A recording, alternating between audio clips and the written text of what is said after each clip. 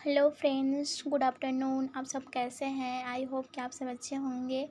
आज हम 11 बायो का चैप्टर 2 जीव जगत का वर्गीकरण जिसे बोलते हैं बायोलॉजिकल अब क्लासिफिकेशंस का पार्ट 4 देखेंगे, जिसमें हम मोनेरा जगत पढ़ेंगे। मोनेरा जगत को सबसे पहले किसने दिया था? मोनेरा जगत को कॉपलैंड ने दिया था। मोनेरा जगत के अंतर्गत माइकोप्लाज्मा, ब्लू ग्रीन एल्गी जिसे बीजीए बोलते हैं, एंड साइनोबैक्टीरिया भी बोलते हैं, जीवाणु, यूबैक्टीरिया, आर्कीबैक्टीरिया, ये सब आते हैं। जो माइकोप्लाज्मा होती है, माइकोप्लाज्मा का आकार कितना होता है? पीपीएलओ 0.1 माइक्रोमीटर की होती है। और बैक्टीरिया की आकार कितना होता है? 3 से 5 माइक्रोमीटर का होता है। मोनेरा जगत के अंतर्गत आने वाले जो बैक्टीरिया होते हैं वे कहाँ कहाँ पर रह सकते हैं? ये मिट्टी में, गर्म झरने, बर्फ़, वायु, मिथेनोजन। मिथेनोजन मीन्स गाय भैंस के जो रूमिनेंट होते हैं, आँत पर पाए जाते हैं, वहाँ पर भी बैक्टीरिया रह सकते हैं परजीवी के रूप में।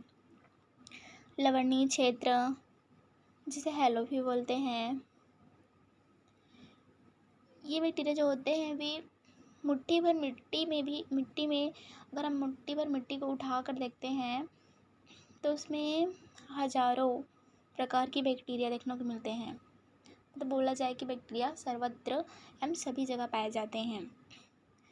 बैक्टीरिया का आकार, बैक्टीरिया की जो आकार होती है वे 4 प्रकार की होती हैं। पहला गोलाकार कोकस, छड़ाकार बैसिलस, कौमाकार की विब्रियम, सर्पिलाकार स्पाइरिलम। ये 4 प्रकार की होती हैं। जो बैक्टीरिया का आकार है, जीवाणु का आकार, वे 4 प्रकार की होती हैं। उसकी जो पोषण की विधि क्या है? वे स्वपोषी एवं विषमपोषी होती है। स्वपोषी में भी 2 प्रकार की होती हैं, प्रकाश संश्लेषी एंड रसायन पोषी। प्रकाश संश्लेषी में कौन सी बैक्टीरिया आती है? ब्लू ग्रीन एल्गी, जिसमें पादप की तरह क्लोरोफिल ए पाया जाता है। वे प्रकाश के माध्यम से और क्लोरोफिल की सहायता से वे अपना भोजन बनाते हैं। अन्य रसायन पोषी कौन कौन से होते हैं? नाइट्रोसोमोनास, नाइट्रोकोकस, नाइट्रोबैक्टर, ये सब रसायन पोषी बैक्टीरिया हैं।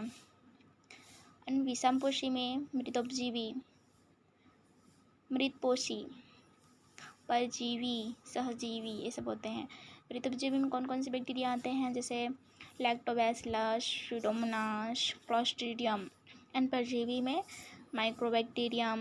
एंड सहजीवी में राइजोबियम, फ्रेंकिया, ये सब आते हैं। सहजीवी मतलब राइजोबियम जो लैंगिक पादप की जड़ होती हैं उसमें पाई जाती हैं और वे नाइट्रोजन की उपस्थितिकरण में सहायता करती हैं।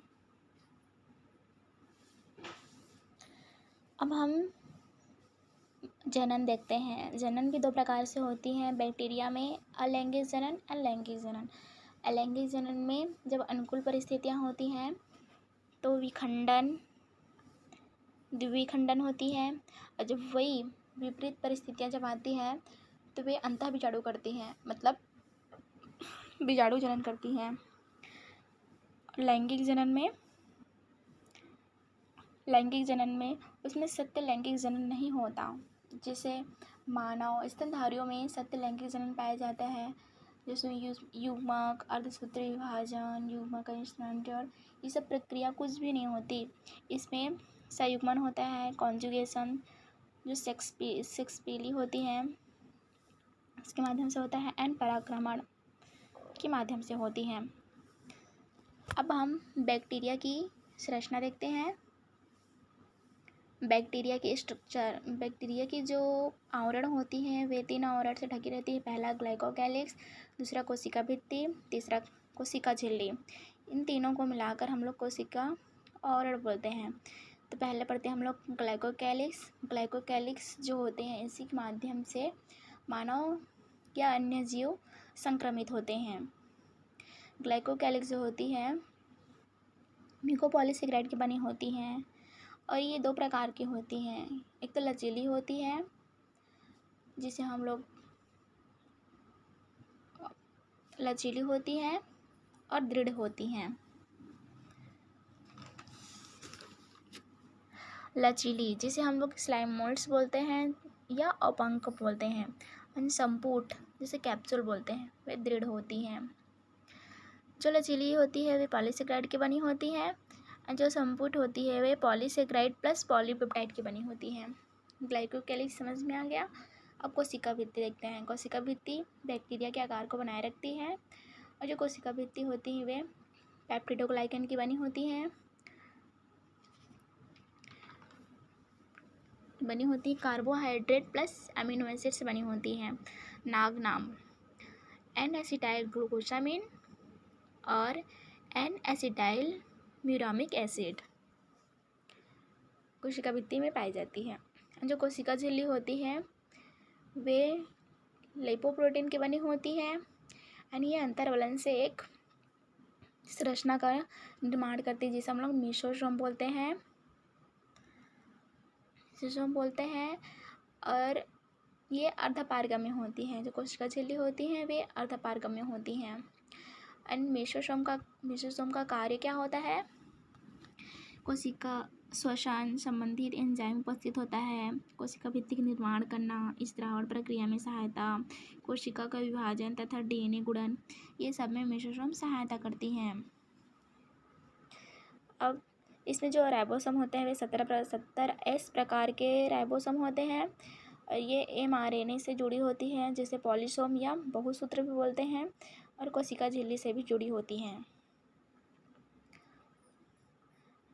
इनमें प्लाज्मिड पाई जाती हैं, जो आर प्लाज्मिड होती हैं, प्रतिरोधी होती हैं। और इसमें इसके अलावा नग्न डीएनए भी पाया जाता है। नग्न डीएनए और ग्लाइकोकेलिक्स एंड कोशिका भित्ति की जो खाली जगह होती हैं, जो स्थान होती है, उसको हम लोग पेरिप्लाज्मिक बोलते हैं। और इसमें संगठित कणिकाएँ भी होती हैं, जैसे ग्लाइकोजन, साइनोफेसिन कणिका, फॉस्फेट कणिकाएँ, ये सब इसमें पाई जाती हैं। इसमें पक्षमाभ, झालर, कसाबिका पाई जाती है। जो पक्षमाभ होती हैं वे जनन के लिए सहायता करती हैं। जो पक्षमाभ होती हैं वे जनन के लिए मदद करती हैं, जनन के लिए होती हैं।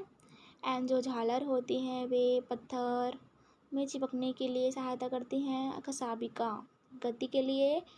कसाबिका के भी 3 भाग होते हैं।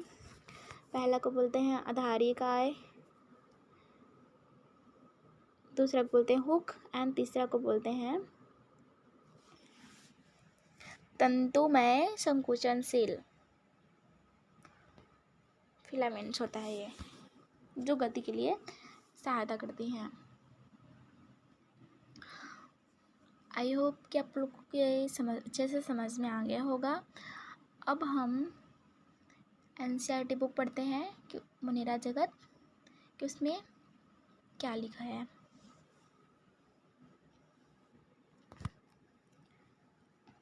नाउ सी मुनीरा जगत। मुनीरा जगत किसने दिया था? कोपलैंड ने दिया था। एंड मुनीरा जगत 4 जगत प्रणाली बोलते हैं इसको। मुनीरा जगत में क्या क्या दिया है उसको पढ़ते हैं। सभी बैक्टीरिया मुनीरा जगत के अंतर्गत आते हैं। ये सूक्ष्म जीवों में सर्वाधिक संख्या में होते हैं और लगभग सभी स्थानों पर पाए जाते हैं। मुट्ठी भर मिट्टी में सैकड़ों प्रकार के बैक्टीरिया देखे गए हैं। यह गर्म जल के झरनों, मरुस्थल, बर्फ एवं गहरे समुद्र जैसे विषम एवं प्रतिकूल वासस्थानों, जहाँ दूसरे जीव मुश्किल से ही जीवित रह पाते हैं, में भी पाए जाते हैं। कई बैक्टीरिया तो अन्य जीवों पर या उनके भीतर परजीवी के रूप में रहते हैं। फ्रेंड्स, आपको समझ में आ गया होगा कि जो मुनीरा जगत के अंतर्गत आने वाले जो बैक्टीरिया होते हैं वे सर्वत्र है, मतलब सभी जगह पाए जाते हैं। अनुकूल प्रतिकूल सभी स्थितियों पर पाए जाते हैं, जहाँ पर दूसरे जीव का रहना बहुत मुश्किल है। दूसरे जीव वहाँ पर रह नहीं पाते, वहाँ पर भी पाए जाते हैं। बैक्टीरिया के आकार देखते हैं। बैक्टीरिया को उनके आकार के आधार पर 4 समूहों गोलाकार कोकस, छड़ाकार बैसिलस, कामाकार की विब्रियम तथा सर्पिलाकार स्पाइरलम में बांटा गया है। यहाँ पर दिया गया है गोलाकार कोकस, छड़ाकार बैसिलस, सर्पिलाकार स्पाइरलम एंड कॉमाकार के विब्रियम। 4 प्रकार की बैक्टीरिया के आकार होती हैं।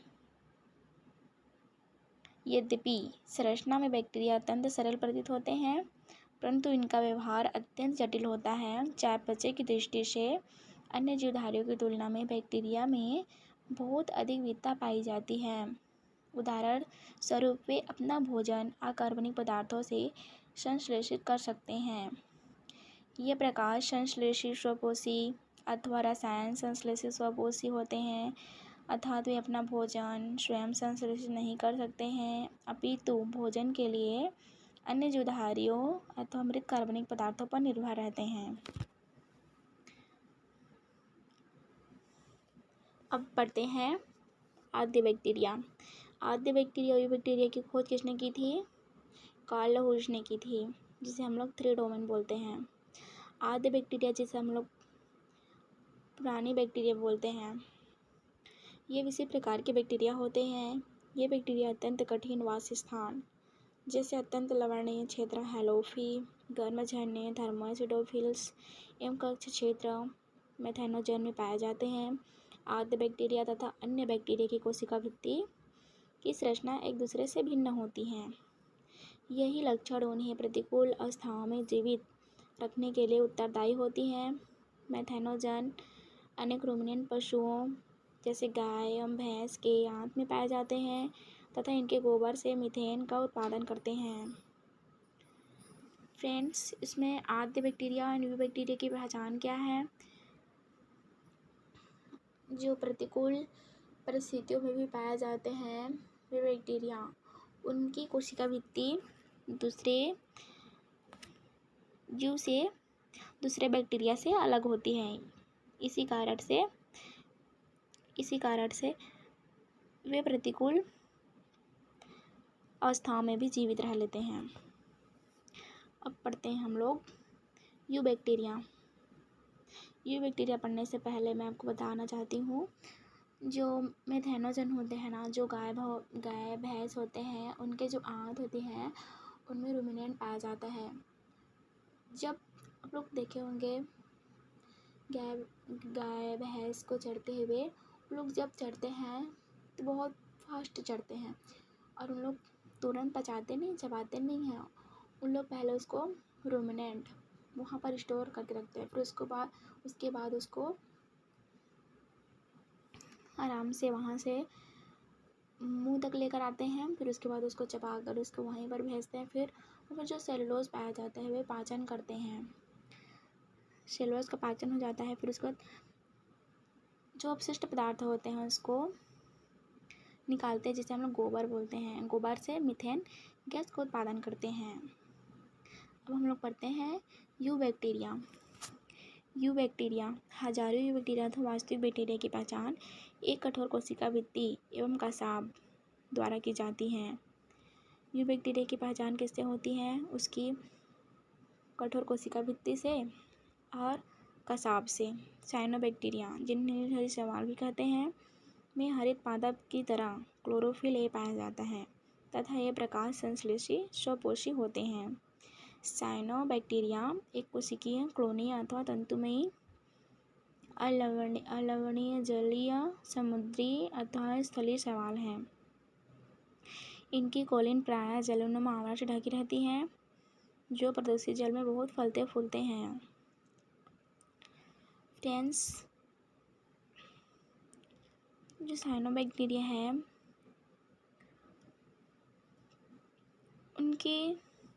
उनमें एक आवरण होती है, जलोनुमा आवरण, जो प्रतिकूल परिस्थितियों में रहने के लिए भी उत्तरदायी होते हैं। वे ज़्यादातर प्रदूषित जगह पर ज़्यादा फैलते फूलते हैं। बैक्टीरिया जैसे नॉनस्टॉक एनाबिना पर्यावरण के नाइट्रोजन को हेटेरोसिस्ट नामक विशिष्ट कोशिकाओं द्वारा स्थिर कर सकते हैं। फ्रेंड्स, ये टेट्रोसिस्ट नहीं है, ये हेटेरोसिस्ट है।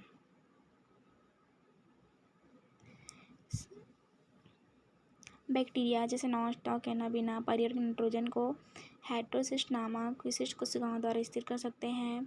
रसायन संश्लेषी बैक्टीरिया नाइट्रेट, नाइट्राइट एवं अमोनिया जैसे विभिन्न अकार्बनिक पदार्थों को ऑक्सीकृत कर उनसे मुक्त ऊर्जाओं का उपयोग एटीपी उत्पादन के लिए करते हैं।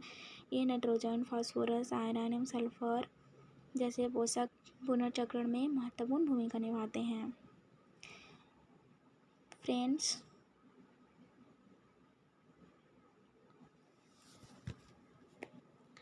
ये जो डायग्राम है इसमें जो हेटेरोसिस्ट कोशिका है यही नाइट्रोजन स्थिरीकरण में सहायता करती है। इसमें जो श्लेष्मीय आच्छादन है ये विपरीत प्रदूषित क्षेत्र जहाँ पर ज़्यादा फलते फूलते हैं वहाँ पर रहने के लिए क्या है उत्तरदायी होते हैं।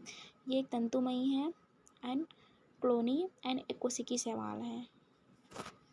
एकोसिकी तंतुमयी शैवाल जैसे कि नॉनस्टॉक। अब हम लोग परपोषी बैक्टीरिया के बारे में पढ़ते हैं। परपोषी बैक्टीरिया प्रकृति बहुलता से पाए जाते हैं और इनमें अधिकतर महत्वपूर्ण अपघटक होते हैं। इन परपोषी बैक्टीरिया में से अनेक का मनुष्य के जीवन संबंधित गतिविधियों पर महत्वपूर्ण प्रभाव पड़ता है। ये दूध से दही बनाने में कौन सी बैक्टीरिया काम में आती है? लैक्टोबैसिलस। प्रतिजैविकों के उत्पादन में कौन सी बैक्टीरिया होती है? पेनिसिलिन ओडेटम। एंड लैंगिक पादप के लिए राइजोबियम एंड फ्रैंकिया में नाइट्रोजन स्थिरीकरण में सहायता करते हैं। कुछ बैक्टीरिया रोगजनक होते हैं जो मनुष्य, फसलों, फार्म एवं पालतू पशुओं की हानि पहुंचाते हैं। विभिन्न बैक्टीरिया के कारण जिससे हैजा, टाइफाइड, टिटनेस, साइट्रस कैंकर जैसी बीमारियां होती हैं। टाइफाइड किससे होती है? साल्मोनेला टाइफी से होती हैं। एंड टिटनेस जो होती है माइक्रोबैक्टीरियम से होती है। एंड साइट्रस हैंथोमोनास से होती हैं। अब हम आगे बढ़ते हैं। बैक्टीरिया प्रमुख रूप से कोशिका विभाजन द्वारा प्रजनन करते हैं। कभी कभी विपरीत परिस्थितियों में ये बीजाणु बनाते हैं। ये लैंगिक प्रजनन भी करते हैं जिनमें एक बैक्टीरिया से दूसरे बैक्टीरिया में डीएनए का पुरातन स्थानांतरण होता है। हम माइकोप्लाज्मा के बारे में देखते हैं। माइकोप्लाज्मा ऐसे जीवधारी हैं जिनमें कोशिका भित्ति बिल्कुल नहीं पाई जाती। ये सबसे छोटी जीवित कोशिका है। इनका आकार कितना होता है? 0.1 माइक्रोमीटर होती हैं जो ऑक्सीजन के बिना भी जीवित रह सकती हैं। अनेक माइकोप्लाज्मा प्राणियों और पादपों के लिए रोगजनक होती हैं। आई होप कि फ्रेंड आप सबको यह वीडियो अच्छी लगी होगी, आप लोग को समझ में भी आ गया होगा।